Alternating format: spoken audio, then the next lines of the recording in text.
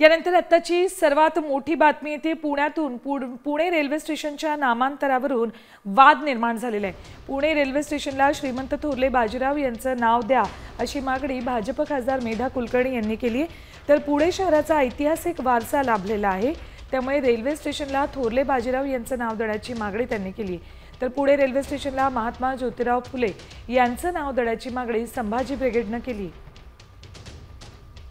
Pune railway स्टेशनच्या नामांतराचा वाद आता वाढत चाललाय। श्रीमंत थोरले बाजीराव यांचं नाव द्या अशी मागणी भाजप खासदार मेधा कुलकर्णींनी केली आहे। तर क्रांतिज्योती तर महात्मा फुलेंचं नाव देण्याची मागणी संभाजी ब्रिगेडकडून करण्यात आलेली आहे। श्रीमंत थोरले बाजीरावांचं नाव द्या अशी मागणी भाजप खासदार मेधा कुलकर्णींकडून करण्यात आलेली आहे। पुणे रेल्वे स्टेशनला श्रीमंत थोरले बाजीराव पेशवे यांचं नाव देण्यात यावं अशा प्रकारची मागणी ही पुण्यातल्या अनेक संघटनांनी वेळोवेळी केलेली आहे।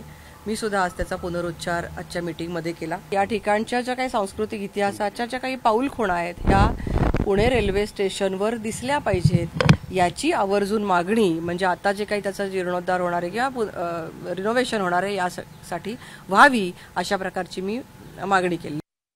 आज शिक्षणाची ओळख म्हणून, विद्येचं माहेरघर म्हणून पुण्याची ओळख महाराष्ट्र नव्हे देशभर आणि जगभर फक्त महात्मा फुलेंच्या शैक्षणिक चळवळीमुळे झाली। आम्हाला परत आधुनिक पेशवाई नकोय, म्हणून पुणे स्टेशनला क्रांतीसूर्य महात्मा ज्योतिराव फुले यांचंच नाव दिलं गेलं पाहिजे।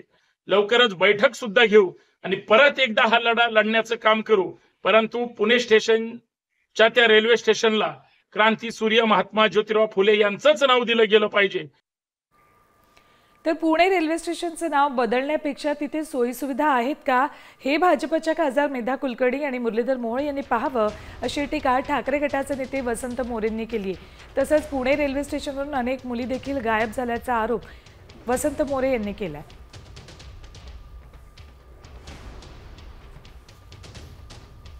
पुणे रेल्वे स्टेशनला थोरला बाजीराव पेशवे नाव द्यावं असा प्रस्ताव हरकत नाही, परंतु मला असं वाटतं की त्या रेल्वे स्टेशनवरती जे कांड आजपर्यंत झाले, अनेक मुली त्या ठिकाणावरून गायब झाल्या, एका छोट्या मुलीवरती बलात्कार झाला, त्याच्यानंतर आता 120 कोटी रुपये त्या ठिकाणी इतर सुधारणा आणि CCTV याच्यासाठी आले।